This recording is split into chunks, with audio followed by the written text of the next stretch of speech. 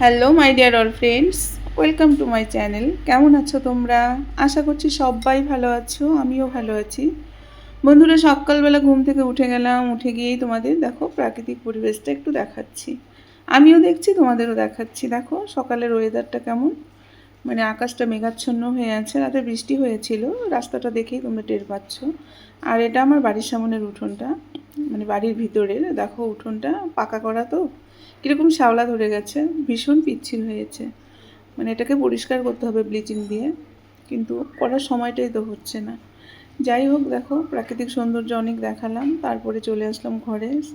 ঘরে এসে যা কাজকর্ম ছিল আমার যতটুকু সেরে নিয়ে স্নান করে দেখো পুজো দিয়ে নিলাম। এখন গাছে ফুল খুব কম ফোটে, জবা ফুলগুলো ফোটেই না বন্ধুরা। দেখো যতটুকু ফুল ফুটেছিল ওটা দিয়ে পুজো দিলাম। তারপর রেডি হয়ে চলে যাচ্ছি দেখো মন্দিরে পুজো দিতে। কেন যাচ্ছি মন্দিরে পুজো দিতে সেটাও তোমাদের সঙ্গে শেয়ার করব। আমার ভিডিওটা তোমরা সঙ্গে থাকো আর পুরো ভিডিওটি দেখো, অবশ্যই বুঝতে পারবে কেন যাচ্ছি আজকে মন্দিরে পুজো দিতে। দেখো শাড়ি পরিনি, চুড়িদার পরেই যাচ্ছি, কেননা শাড়ি পরতে গেলে তো অনেকটাই সময় লাগে। যার জন্য যেটা আমাদের তাড়াতাড়ি হয় সেটা পরেই আমরা কমফর্টেবল ফিল করি। চুড়িদার পরেই যাচ্ছি। দেখো মন্দিরে চলেও আসলাম, এসে দেখি মন্দিরে কয়েকজন পুজো দিচ্ছে। তা একটু ভিড়, ওদের পুজো না দেওয়া হলে তো আমরা দিতে পারবো না, মানে আমি দিতে পারবো না। তার জন্য ভাবলাম তোমাদের তাহলে মন্দিরের চারপাশটা একটু ঘুরে দেখাই। দেখো মন্দিরের চারপাশটা ঘুরে দেখাচ্ছি। এটা হলো মন্দিরের চারপাশ দিয়ে কি সুন্দর ব্যালকনির মতো করে দেওয়া। আর দেখো মন্দিরের বাইরেটায় কাজ হচ্ছে, মিস্ত্রিরা ওখানে মানে স্টাইলসের কাজ করছে, যার জন্য একটু সামনটা কাদা কাদা মতো। আর দেখো এটা মন্দিরের পিছনটা, দেখো কি সুন্দর, মানে কি সুন্দর লাগে। দেখো প্রাকৃতিক পরিবেশটা, বাইরের পরিবেশটা খুব সুন্দর। কিন্তু এখানে গেলে না মনটা সত্যি খুব শান্ত হয়ে যায় এবং খুব ভালো লাগে। আর এই মা খুব জাগ্রত মা, এই মাকে আমরা বলি বুড়ি মাতা, মানে মা দুর্গারই আর একটা রূপ আর কি, বনদুর্গা। খুব জাগ্রত। আমরা যে কোনো মনে করো অনুষ্ঠানে বা কোনো বাড়ির কারো জন্মদিন বা বিবাহবার্ষিকীতে এখানে পুজো দিয়ে যাই। যাই হোক, পুজো দেওয়া হয়ে গেল, বেশি ভিডিও করতে পারিনি। তারপরে বাড়ি চলে আসলাম। বাড়ি এসে দেখো রান্নাবান্না করছি। রান্নাবান্না মোটামুটি হয়েও গেছে, পুরোটা তোমাদের সঙ্গে শেয়ার করিনি, কেননা ভিডিও বানাতে গেলে বন্ধুরা অনেকটা সময় লেগে যায়। ভিডিও সবসময় বানানো আমার পক্ষে সম্ভব হয় না, যাই যতটুকু পারি বানিয়ে তোমাদের সঙ্গে শেয়ার করি। তারপরে দেখো চলে আসলাম একদম বিকেলবেলা চা করতে। এটা যেহেতু শর্ট ভিডিওর জন্য বানিয়েছিলাম লম্বা করে, যার জন্য পুরো স্ক্রিনটা আসেনি, তবু তোমাদের সঙ্গে শেয়ার করলাম। না হলে তো ভিডিওটাই একদম ছোট্ট হবে, তাই একটু শেয়ার করলাম। দেখো আমি বিকেলবেলা চা বানাচ্ছি। এটা হলো বিকেলবেলা 5টার দিকে আর কি চা বানাচ্ছি, সেটা তোমাদের সঙ্গে শেয়ার করলাম। বিকেল 4:30 5টা হলেই আমাদের ঘরে আর কি চা খাওয়ার একটা নেশা উঠে যায়, মানে হাজব্যান্ড যদি বাড়ি থাকে তবে।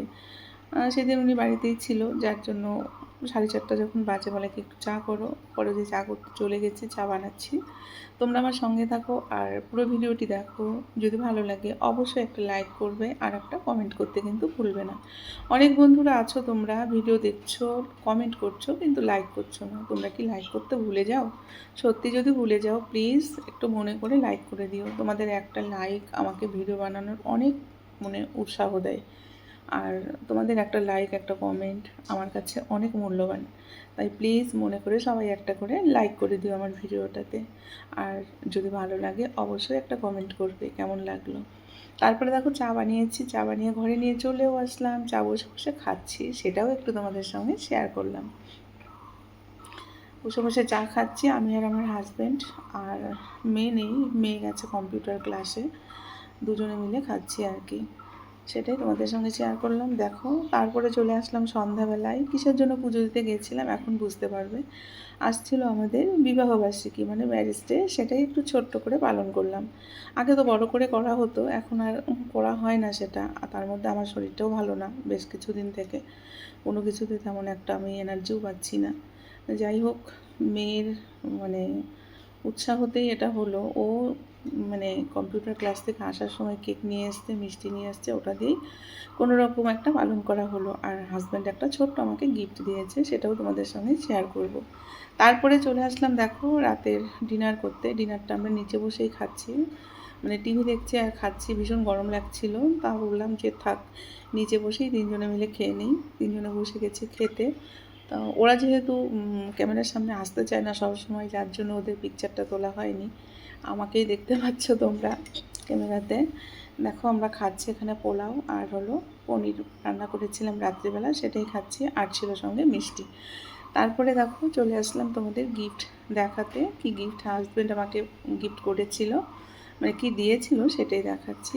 দিয়েছে একজোড়া কানের ঝুমকো। আমার ঝুমকো আছে দেখো, কানে একজোড়া পরা। ওটা হলো তোমার গোল টাইপের ঝুমকো, আর এটা হলো দেখো বক্স টাইপের ঝুমকো। মানে এই ঝুমকোটা আমার ভালো লেগেছিলো, একজনের কানে দেখে বলেছিলাম, আজ এটাই আমাকে গিফট করলো। প্রত্যেক বছরই বিবাহবার্ষিকীতে কিছু না কিছু দেয়, ছোট হলেও সোনার জিনিস। কেননা আমরা তো মধ্যবিত্ত পরিবার, আমাদের যে সামর্থ্যের মধ্যে যতটুকু হয় ততটুকুই গিফট করে। গিফট প্রত্যেক বছরই কিছু না কিছু দেয়, এবারও দিয়েছে। সেটাই আমাকে বললো একটু পরে দেখাও, তাই আমি পরছি, তোমাদেরকেও দেখাচ্ছি। দেখো কেমন লাগছে পরে, আমাকে অবশ্যই কিন্তু কমেন্ট করে জানাবে।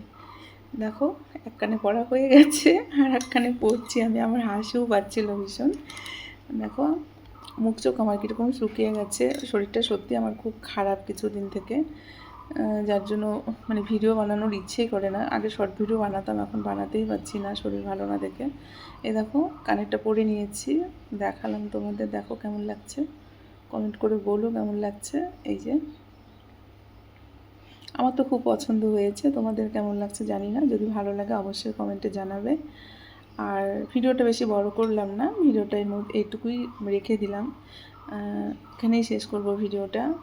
তোমরা সবাই কেমন আছো অবশ্যই কমেন্টে জানাবে। আর তোমরা সবাই ভালো থাকবে, সুস্থ থাকবে। দেখা হবে আবার কোনো ভিডিওতে তোমাদের সঙ্গে। ততক্ষণ তোমরা ভালো থেকো, সবাই সুস্থ থেকো বন্ধুরা। আর অবশ্যই কিন্তু একটা লাইক আর কমেন্ট করো। তাহলে আজকের মতো বন্ধুরা আমি বিদায় নিচ্ছি। টাটা সবাইকে।